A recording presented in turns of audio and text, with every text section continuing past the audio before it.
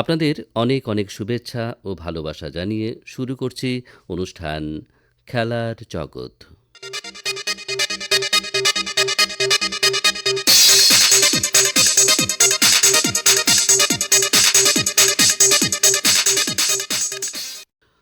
Assam cricket সংস্থার পরিচালনায় সারা রাজ্য জুড়ে তৃতীয় শ্রেণীর আম্পায়ারদের জন্য জোনভিত্তিক কর্মশালা এবং পরীক্ষা অনুষ্ঠিত হতে চলেছে। বরাক উপত্যকা জোনের পরীক্ষা অনুষ্ঠিত হবে হাইলাকান্দিতে। এতে শিলচর জেলা দলের ৫ জন প্রশিক্ষার্থী অংশগ্রহণ করছেন।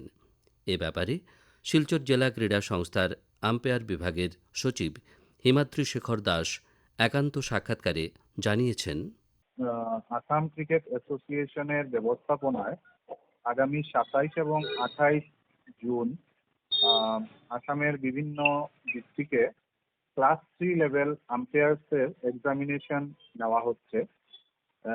এই ২৭ তারিখ প্রথমে সেমিনার হবে এবং ২৮ তারিখ এক্সামিনেশনটা নেওয়া হবে। কোন জায়গায় হবে? আমাদের সাউদার্ন আসাম জোনের যে ভেন্যুটা পড়েছে সেটা হলো হাইলাকান্দি ডিএসএতে।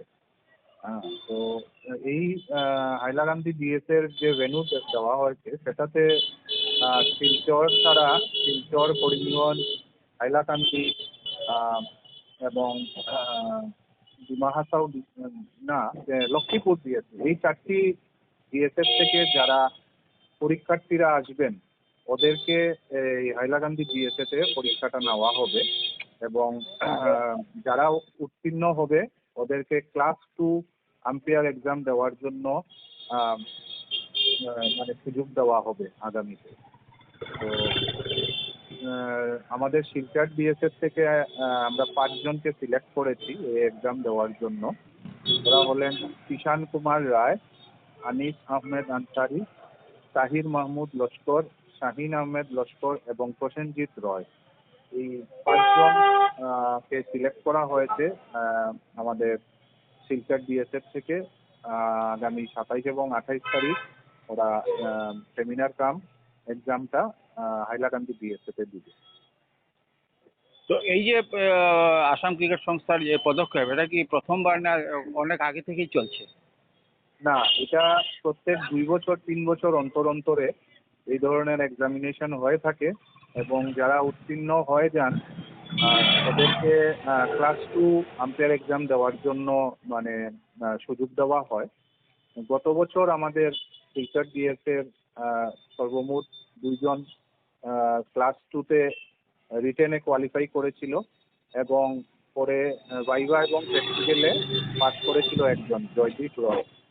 তো উনি বর্তমানে এখন ক্লাস 2 আম্পায়ার হিসাবে আসাম ক্রিকেটের বিভিন্ন ডিস্ট্রিক্ট, ইন্টার ডিস্ট্রিক্ট টুর্নামেন্টগুলো উনি আম্পায়ারিং করছেন। তো এইভাবেই আমরাও যেরকম বিগত দিনে ক্লাস 3 থেকে ক্লাস 2 আম্পায়ারিং পরীক্ষা পাস করে আমরা এখন আসাম ক্রিকেটের ব্যবস্থাপনায় যে ইন্টার ডিস্ট্রিক্ট টুর্নামেন্টগুলো হয়ে থাকে সেগুলোতে আমরা এজ এ আম্পায়ার পার্টিসিপেট করে থাকি। তো এটা একটা খুব ভালো সুযোগ। আমি প্রথমে এটা ফেসবুকের মাধ্যমে আমি এটা প্রচার করেছিলাম যে যারা যারা ইচ্ছুক ওরা আমার সাথে যোগাযোগ করবে এবং আমরা গত মঙ্গলবার থেকে আমরা এটার একটা ওয়ার্কশপও করাচ্ছি শিলচর ডিএসএতে। তো এটার ক্রাইটেরিয়া হলো আপনার 30 ইয়ার্স বিলো হতে হবে এবং মিনিমাম কোয়ালিফিকেশন এইচএসএলসি হতে হবে। তো আমরা দেখেছি 30 ইয়ার্স বিলো দেওয়ায় অনেক পরীক্ষার্থীরা এটা দিতে পারছেন না।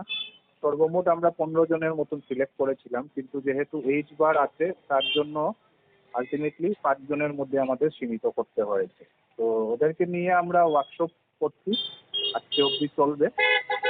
তারপর ওরা চলে যাবে হাইলাকান্দি ডিএসএতে, ওইখানে গিয়ে ওরা প্রথম দিন সেমিনার করবে এবং পরের দিন এক্সাম হবে। এবং আসাম ক্রিকেট অ্যাসোসিয়েশন থেকে প্রত্যেক ভেন্যুতে 2 জন করে এক্সামিনার দেওয়া হয়েছে আসাম ক্রিকেটের যারা এক্সপিরিয়েন্স আম্পায়ার ওদেরকে দিয়ে এই সেমিনার কাম এক্সামিনেশনটা কন্ডাক্ট করা হবে।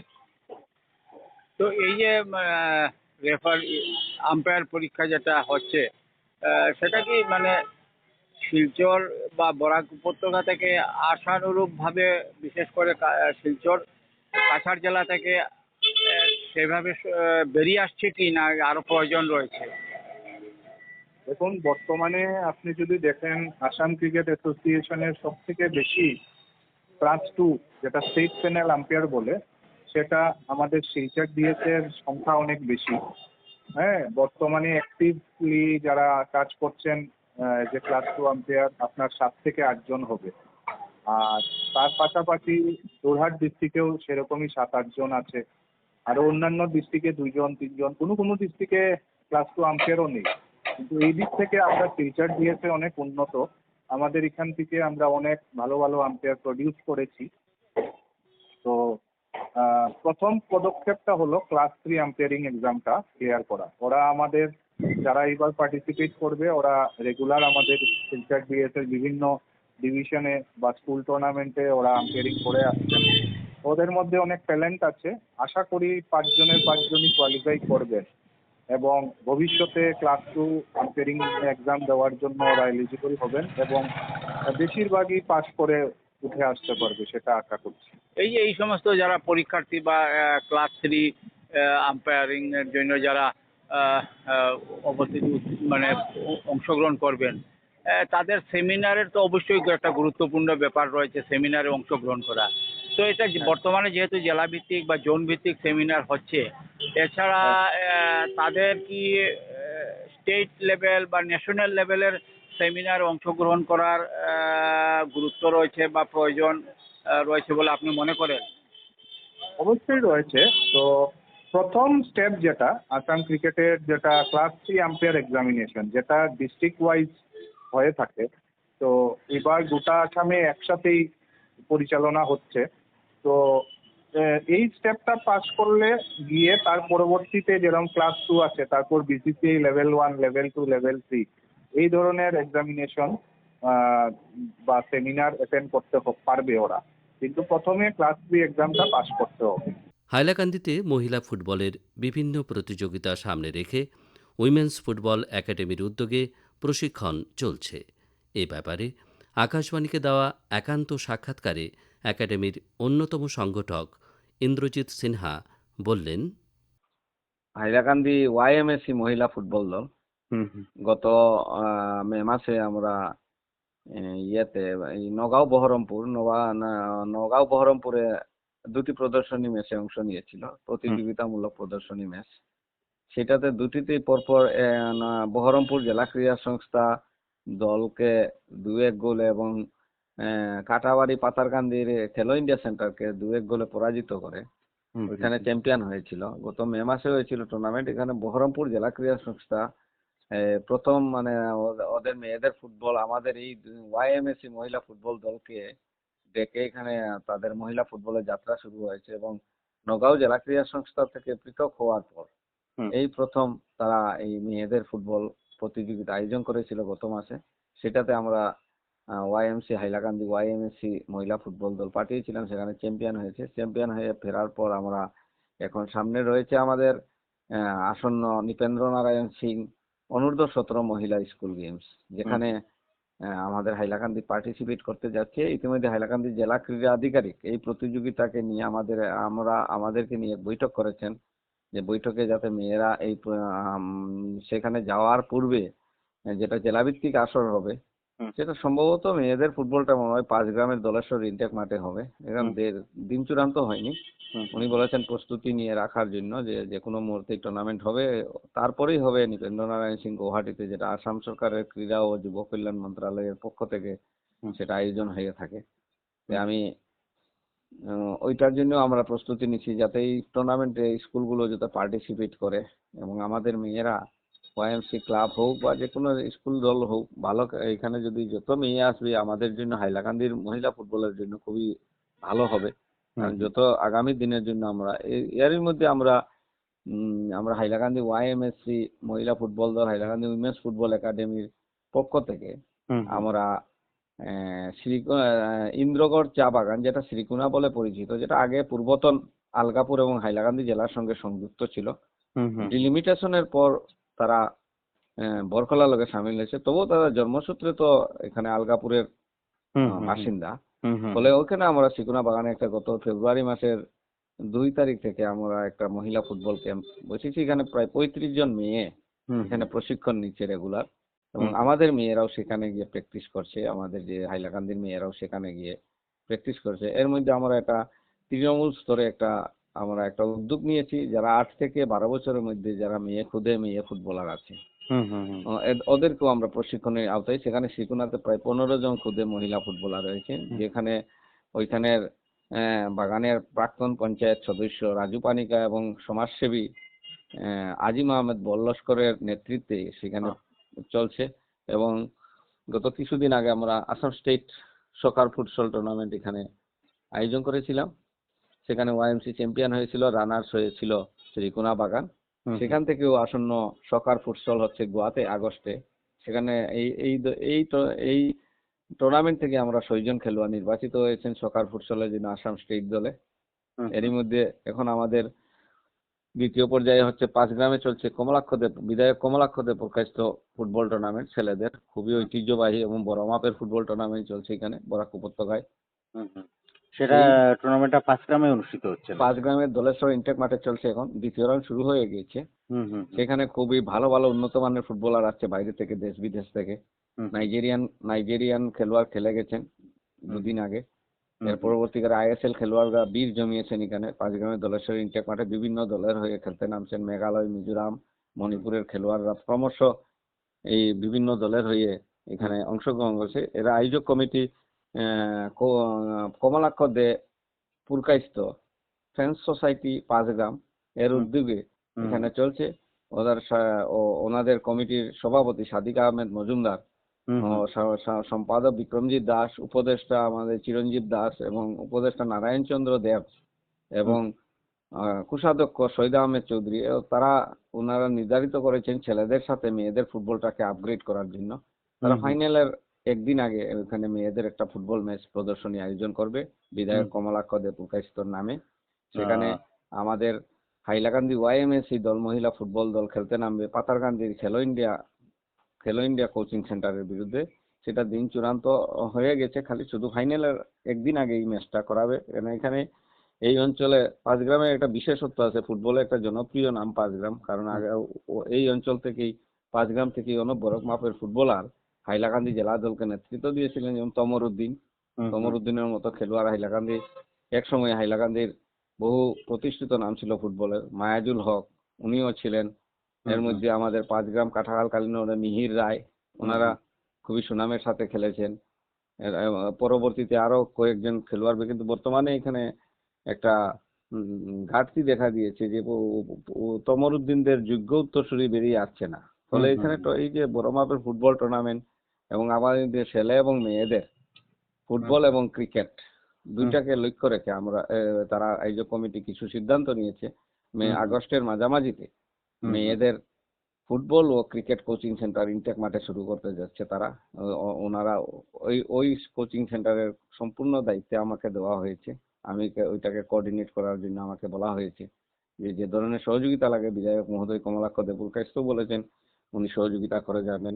আমাদের কিছুদিন আগে আমরা ওই সিদ্ধেশ্বর শিব মন্দিরের বিপরীতে সরকারি এক অতিথিশালা, যার নাম প্রশান্তি লজ, সেখানে আমরা হাইলাকান্দি উমেন্স ফুটবল একাডেমির ওয়াইএমসি দল 5 গ্রাম মহিলা ফুটবল দলের পক্ষ থেকে আমরা বিধায়ক কমলাক্ষ দে পুরকাইস্তকে আমরা সম্মান জানিয়েছিলাম। উনি ওই দিনই বলেছেন যে হাইলাকান্দি বলে কিছু নয়, আমি বিধায়ক বরাক থেকে নির্বাচিত হয়েছি, বলে বরাকের যদি যে কোনো খেলায় উন্নতির যদি সহযোগিতা লাগে আমি করতে প্রস্তুত রয়েছি। এর পরবর্তীকালে আমরা বিধায়ক কিশোরনাথ বরখলার কিশোরনাথকেও আমরা দিয়েছি সম্মান। আমরা পর্যায়ক্রমে আমরা সম্মানিত করে যাচ্ছি বিভিন্ন ব্যক্তি, যাতে গরিব মেয়েরা যাতে কিছুটা উপকৃত হয়, কারণ ওদের বহুত ইনস্ট্রুমেন্টের প্রয়োজন রয়েছে এবং প্রশিক্ষণে যেতে গেলে প্রশিক্ষকেরও একটা পারিতোষিক দিতে হয়। আমরা সবাই মিলে আমরা ওই বিধায়ক এবং বিভিন্ন মানুষকে যারা ক্রীড়াকে ভালোবাসেন ওদের সাহায্যে আমরা এগিয়ে যাচ্ছি। আমাদের এই অঞ্চলের বরাক উপত্যকার প্রবীণ ক্রীড়া সংগঠক নির্মাল্যনাথ, উনিও আমাদেরকে সহযোগিতা করে যাচ্ছেন, যে কোনো সময় পরামর্শ দিয়ে যাচ্ছেন, এই করো সেই করো, যাতে মেয়েগুলো আপডেট হয়। এবং আমাদের হাইলাকান্দি জেলা ক্রীড়া সংস্থার সচিব মাঝে মধ্যে খবর রাখেন আমাদেরকে যে কি হচ্ছে কি না খবর কিন্তু আমাদেরকে সবসময় খবর রাখছেন হাইলাকান্দি জেলা ক্রীড়া আধিকারিক নবীন চন্দ্র রাভা। হুম হুম হুম উনি আমাদেরকে প্রচন্ড খবর রাখছেন এবং প্রয়োজনে তিনি বলও দিয়ে দিচ্ছেন যে খেলাধুলা করার জন্য মেয়েদেরকে। উনি হাইলাকান্দি জেলা ক্রীড়া আধিকারিক কার্যালয়ে সব মেয়েকে 32 জন মেয়েকে ডেকে নিয়েছিলেন ফুটবলার আমাদের একাডেমির। হুম হুম হুম। সবাইকে পরামর্শ দিয়েছেন ভালো খেলার জন্য, ভালো খেলাধুলাতে ভালো সুযোগ আছে। আমাদের গুয়াহাটি থেকে অসম সরকারের ডেপুটি ক্রীড়া ও যুব কল্যাণ মন্ত্রণালয়ের ডেপুটি ডিরেক্টর, যিনি খনীন্দ্র মোদী কয়েক বছর আগে উনি হাইলাকান্দি এবং কাছাড় এবং শ্রীভূমি জেলার দায়িত্বে ছিলেন ক্রীড়া আধিকারিক। এখন বর্তমানে পদোন্নতি পেয়ে উনি ডেপুটি ডিরেক্টর হিসেবে কাজ করছেন। উনি তো নিত্যদিন খবর রাখছেন আমাদেরকে। হ্যাঁ, ইতিমধ্যে প্রস্তুত রয়েছেন হাইলাকান্দির প্রতিশ্রুতিবান মেয়ে বেরিয়ে এসেছে নিশ্চয়ই। বেরিয়ে এসেছেন। ওনার মধ্যে যেমন প্রশিক্ষণে রয়েছেন রেশমিরি, উনি ভালো একজন মিডফিল্ডার। 3 মাসের ভিতরে ও পরিণত ফুটবলার হওয়ার রয়েছে, সামর্থ্য রয়েছে।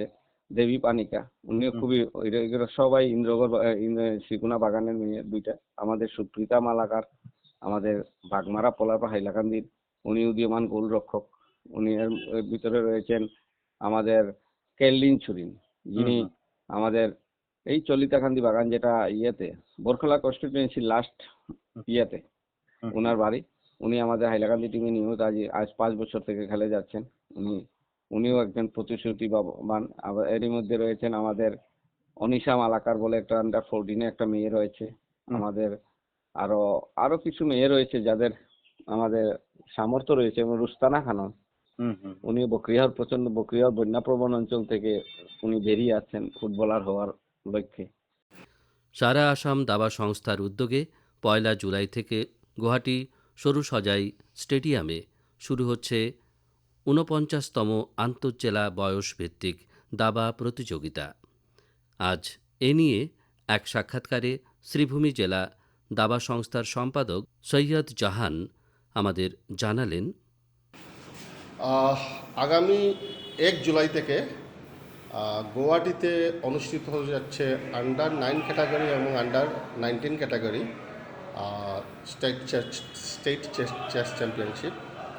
তো এখানে আমাদের জেলা থেকে শ্রীভূমি থেকে আন্ডার 9 বিভাগে 3 জনের মতো খেলোয়াড় যাচ্ছে। তার মধ্যে আছে সৈয়দ মেহেদি, 2 বারের আসাম চ্যাম্পিয়ন আন্ডার 7 এবং আন্ডার 9 ক্যাটাগরিতে অলরেডি ও চ্যাম্পিয়ন হয়েছে। এবার আন্ডার 11-এ খেলতে যাচ্ছে গুয়াহাটিতে। এবং আন্ডার 19 ক্যাটাগরিতে আমাদের এখান থেকে 2 জন প্লেয়ার যাচ্ছে।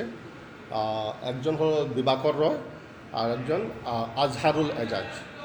তো মোটামুটি আশা করছি আমাদের প্রত্যেকবারের মতো এবারও আমাদের পারফরমেন্স ভালো হবে। তো সেখানে রেটেড প্লেয়ার মানে সবাই কি? না, সবাই রেটেড না। আন্ডার 11-এ তো খুব কম সংখ্যক রেটেড আছে। আমাদের এখান থেকে যারা গেছে সবাই রেটেড, কিন্তু ওইখানে আনরেটেড রেটেড সব মিশ্র টুর্নামেন্ট। তো এইচ ক্যাটাগরি, ওখানে রেটিংয়ের কোনো ব্যাপার না। তো রাজ্যিক খেলার পর কি এরপর কি রাজ্যিকের পরে ন্যাশনাল কম্পিটিশন হয়। তো আমরা আশা করছি ওরা রাজ্যিক টুর্নামেন্টে ভালো করবে। গত 2 বারের মতো এবারে যদি ভালো করে তাহলে আসামকে প্রতিনিধিত্ব করবে ন্যাশনাল কম্পিটিশনে। তো মানে আগামী ভবিষ্যতে আমাদের এখান থেকে ন্যাশনালে খেলতে গেছে এরকম আশা করা যায়? পরবর্তীকালে তো আগেও আন্ডার 7 চ্যাম্পিয়ন হয়ে আমাদের মেহেদি গিয়েছিল ন্যাশনাল খেলতে এবং ন্যাশনালে পজিশনও পেয়ে এশিয়ান জুনিয়র চ্যাম্পিয়নশিপ অংশগ্রহণের জন্য সুযোগ পেয়েছিল। কিন্তু যেহেতু তখন আফগানিস্তানে খেলা ছিল, তো আমাদের পক্ষে এটা জয়েন করা একটু কঠিন হয়েছে, তাই আমরা জয়েন করতে পারিনি। হোপফুলি আগামী দিনে যদি এরকম হয় তাহলে নিশ্চয়ই আমরা জয়েন করব। একাডেমিতে এখন বর্তমানে কতজন স্টুডেন্ট প্রশিক্ষণ নিচ্ছেন? একাডেমিতে 50-এর উপর ছাত্র আছে। অনেক আছে, রেগুলার খুব বেশি না, রেগুলার 40-50 জন রেগুলার স্টুডেন্ট আছে। তো এদের কি কোনো সুযোগ নেই রাজ্যিক টিমে? হ্যাঁ, সবাই খেলছে, বিভিন্ন ক্যাটাগরিতে সবাই খেলছে। যেমন গত শিলচর কাছাড় জেলায় যে টুর্নামেন্ট হয়েছিল আন্ডার 19, এখানে আমাদের এখান থেকে 12 জন পার্টিসিপেট করেছিল। তার মধ্যে প্রত্যেক ক্যাটাগরিতে প্রাইজ পেয়েছে স্টেট ভিত্তিক এইচ ক্যাটাগরিতে। আচ্ছা, তো দাবা খেলার প্রতি এদের আকর্ষণ কীরকম মনে হয় এই প্রজন্মের? এরপর অ্যাকচুয়ালি দেখুন, ভারতবর্ষে এখন সমগ্র বিশ্বেই বিশেষ করে আমাদের ভারতবর্ষের কথা বলছি, ক্রিকেটের পরে যদি কোনো ক্রেজ থাকে সবচেয়ে বেশি ক্রেজ দাবা খেলার প্রতি। এবং ভারত ওয়ার্ল্ড চ্যাম্পিয়নও হচ্ছে, ভারত থেকে ওয়ার্ল্ড চ্যাম্পিয়ন বেরোচ্ছে, ভারত থেকে টিম ওয়ার্ল্ড চ্যাম্পিয়নও হচ্ছে, গার্লস চ্যাম্পিয়ন বেরোচ্ছে। তো প্রত্যেকটা টুর্নামেন্টে এখন ভারতবর্ষ একটা শক্তিশালী দেশ চেসে। তো এটা অস্বীকার করার উপায় কারোর কাছে নেই। সমগ্র বিশ্বের মধ্যে এখন সবচেয়ে শক্তিশালী দেশ বললে ভারতবর্ষই চেসের মধ্যে। তো ক্রেজ তো দিন দিন যত যাচ্ছে বেড়েই যাচ্ছে। আশা করছি আগামী দিনে আমাদের জেলায় আরও ক্রেজ বাড়বে দাবার প্রতি। তো মানে স্কুল ভিত্তিক যদি চেস খেলাটাকে যদি চালানো ম্যান্ডেটরি যায়, হ্যাঁ। অ্যাকচুয়ালি গভর্নমেন্টে আসামে ইন্ডিয়াতে কয়েকটা স্টেটে অলরেডি চেস একটা সাবজেক্ট হিসাবে অলরেডি গ্রহণ করা হয়ে গিয়েছে। লাস্ট ইয়ার আমাদের আসামেও গ্রহণ করা হয়ে গিয়েছে। তো হোপফুলি আগামী বছর থেকে পাঠ্যক্রমে চেস একটা সাবজেক্ট হিসাবে আসবে। তো সেখানে আমাদের গার্জিয়ানরা মানে অভিভাবকদের অনুপ্রেরণা কীরকম মনে হয় আপনার? না, যারাই আছে যত অভিভাবক পেয়েছি সবাই খুব আগ্রহী নিয়ে এই চেসকে খেলি। দেখুন আমাদের এখানে যে ওয়েদার, এখানে ক্রিকেটও ভারতের ফেমাস খেলা, কিন্তু ক্রিকেটের সমস্যা কি, এখানের প্লেয়াররা ইনডোর স্টেডিয়ামের অভাব, মাঠের অভাব, তার জন্য বছরে 2-3 মাসের বেশি প্র্যাকটিস করা কোনোভাবেও সম্ভব নয়। তো এই অঞ্চলের জন্য, আমাদের এই অঞ্চলের জন্য এই রকমের খেলার দরকার যেটা 12 মাস প্র্যাকটিস করতে পারে।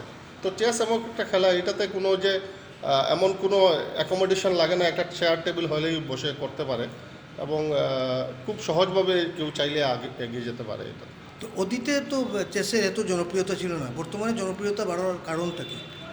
বর্তমান চেসের অনেক উপকারিতা আছে। দেখুন এখন বাচ্চারা শিক্ষার অগ্রগতির সাথে সাথে মানুষ বুঝতে পেরেছে ব্রেইনই মানুষের সর্বোচ্চ। তো চেস কি হয়, চেস বাচ্চাদের প্যাশেন্স বাড়ায়, মেমোরাইজিং ক্যাপাসিটি বাড়ায়। আমাদের রাইট হেমোস্ফিয়ার, লেফট হেমোস্ফিয়ার ব্রেইনে আছে, যে ব্রেইনের মধ্যে একমাত্র খেলা চেসই, যেটা দুইটাকে একসঙ্গে কাজ করায়। পৃথিবীতে দ্বিতীয় কোনো জিনিস নেই যেটা আমাদের রাইট এবং লেফট হেমোস্ফিয়ারকে একসাথে কাজ করায়। তো চেসের চেস খেললে যে শুধু খেলা হয় তা নয়, মানুষের মেধার বিকাশ যথেষ্ট পরিমাণে হয়। তো গার্জেনরাও এটা জানেন, ম্যাক্সিমাম গার্জেনরাই বাচ্চাকে একটা পরিপূর্ণ ছেলে হিসেবে, পরিপূর্ণ মানুষ হিসেবে গড়ে তোলার জন্য চেসে দিয়ে থাকে।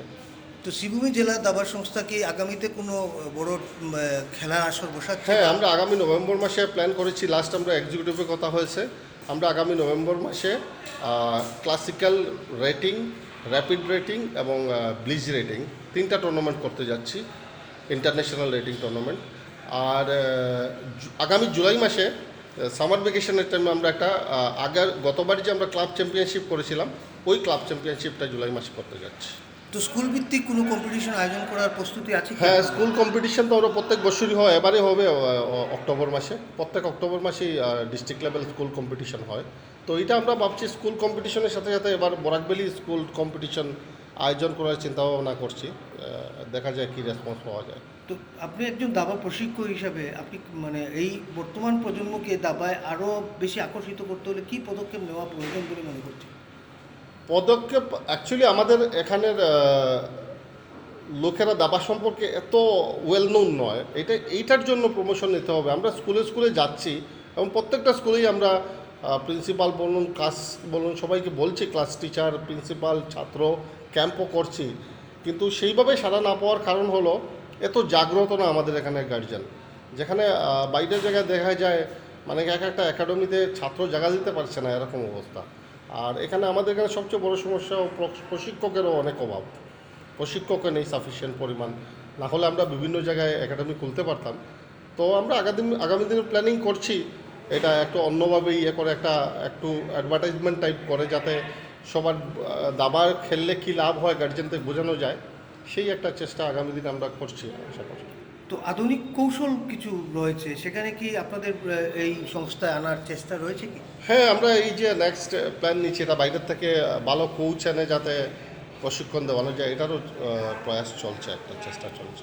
তো শ্রীভূমি জেলার চেস সংস্থার ইনফ্রাস্ট্রাকচার বলতে আপনি মানে কী বুঝেন যে দেখুন, আগামীতে? এখন আমাদের কাছে সাফিসিয়েন্ট, আগে আমাদের এমন অবস্থা ছিল, আমাদের কাছে গড় ছিল, প্লেয়ার ছিল না। আজকের ডেটে এমন হয়েছে আমাদের কাছে প্লেয়ার আছে, রেটার প্লেয়ার 50-এর ধারে কাছে আছে, কিন্তু বর্তমানে আমাদের জায়গা নেই।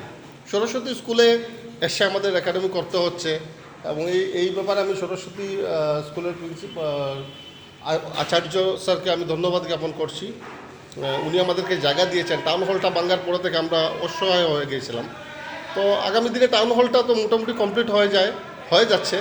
দেখা যাক কী হয়। যদি আমি সরকার পক্ষের কাছে আবেদন জানাবো যে আমাদের এই হলটা দিয়ে দেওয়ার জন্য, এবং ভালো একটা যাতে পরিবেশ থাকে, যাতে বাচ্চারা বসে খেলতে পারে, একদম উপযোগী করে দেওয়া হয়, তাহলে খুশি হবো আমরা। তো দাবা খেলা শুরু করতে কোনো বয়সের প্রয়োজন রয়েছে কি? না, কোনো বয়স নাই। অ্যাকচুয়ালি আমরা তো চাই 4+ থেকে শুরু করা দরকার বাচ্চাদের। এখনও যে কম্পিটিশান, বিশেষ করে ভারতবর্ষে, এখানে 4+ থেকে শুরু না করলে অনেক সমস্যা হয়। মানে 4+ই বেস্ট টাইম শুরু করা। এবং খেলার ক্ষেত্রে কিন্তু এখন চাকরির অনেক সুবিধা রয়েছে। হ্যাঁ, চেসে এত সুবিধা আছে যে কেউ যদি ন্যাশনালে পজিশন পায়, তাহলে যেমন মেডিকেল বলুন, ইঞ্জিনিয়ারিং বলুন, পড়াশোনার ক্ষেত্রে সব স্পোর্টস কোটা ওরা পেয়ে থাকে। তো এই ধরনের ব্যাপার বাইরের জায়গায় তো লোকের জানা আছে, কিন্তু আমাদের এখানে এখনও এত বেশি সচেতনতা গড়ে ওঠেনি। তো ধীরে ধীরে উঠছে। এখন অনেকগুলো গার্জিয়ান বাচ্চাদেরকে নিয়ে ভারতবর্ষের সব জায়গায় দৌড়াচ্ছেন, এবং মোটামুটি ভারতবর্ষের প্রত্যেকটা স্টেটেই গিয়ে কম্পিটিশন খেলছেন, এবং আশা করি আগামী 1-2 বছরের মধ্যে আরও উন্নতি হবে আমাদের। অভিভাবকদের প্রতি আপনাদের কি আহ্বান থাকবে এই জেলাকে চেস সংস্থা? আমি সবাইকে অনুরোধ জানাবো, আপনারা একাডেমিতে আসুন, দেখুন। একটা চেস শিখলে চেসের বেনিফিট আপনারা 1 বছরের মধ্যে বাচ্চার ভিতরে বাচ্চার প্রতিভার বিকাশ কিভাবে ঘটে, এটা আপনারা 1 বছরের মধ্যে রিয়েলাইজ করতে পারবেন। তো আমি গার্জিয়ান অভিভাবকদের অনুরোধ জানাবো, আপনারা একাডেমিতে আসুন, দেখুন আমরা কীভাবে প্রশিক্ষণ দিই, এবং কয়েকদিন বাচ্চাকে বিনা একাডেমিতে দিয়েও প্রশিক্ষণ দিয়ে দেখুন, দেখবে বাচ্চার অনেক উপকার হবে। তো এই প্রজন্ম বর্তমানে যে অবস্থা, যে অস্থিরতার মধ্যে রয়েছে, তো চেস খেললে সেটা দূর হবে বলে আপনি মনে করছেন? আজকের দিনে দেখুন, ভারতবর্ষে, আমাদের দেশ বলুন আর বিশ্বের যে কোনো দেশে বলুন, ক্রাইমের সংখ্যা অনেক বেড়েছে, কিন্তু আজ অবধি একটা উদাহরণ পাবেন না যে কোনো চেস প্লেয়ার কোনো ক্রাইম করেছে। এর চেয়ে বড়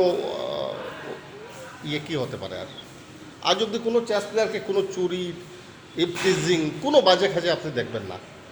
এটা হলো সবচেয়ে বড় উপকারিতা চেসের। এবং মেন্টালি ওরা অনেক ম্যাচিওর থাকে, শার্প থাকে, এবং প্রবলেম সলভিং ক্যাপাসিটি, যেমন যে কোনো প্রবলেম থেকে কীভাবে বেরিয়ে আসতে লাগে, ওটা ইনস্ট্যান্টলি করতে পারে।